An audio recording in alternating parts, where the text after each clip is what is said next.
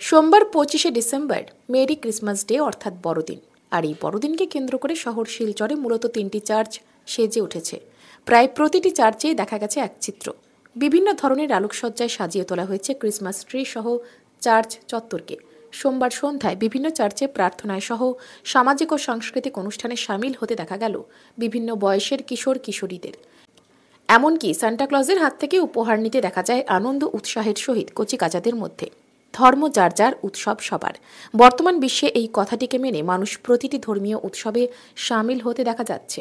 বড়দিনের উৎসব নিয়ে কাছাড় জেলার শিলচর শহরের প্রতিটি গির্জাঘরে বিভিন্ন সম্প্রদায়ের লোকেরা আনন্দ উল্লাসের সহিত বড়দিন উৎসব পালন করতে দেখা যায়।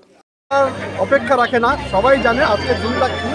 আজকের দিন হচ্ছে প্রভু যীশু খ্রিস্ট, তিনি এই পৃথিবীতে জন্মগ্রহণ করেছিলেন এবং প্রত্যেক মানুষের পাপ থেকে উদ্ধার করার জন্য যে ঈশ্বরের যে পরিকল্পনা ছিল, সেই পরিকল্পনা অনুযায়ী তিনি তার কথা রেখেছেন এবং তার উত্তর দ্বারা আমাদের সকলের পাপ যেন ধুয়ে মুছে পরিষ্কার হয়ে যায়, আমরা যেন আমাদের পবিত্র জীবন যাপন করতে পারি, আমাদের পাপের পথ পরিত্যাগ করে আমরা নতুনভাবে এগিয়ে যেতে পারি এবং প্রত্যেক মানুষের শান্তিতে মানে উদ্ধার পায়।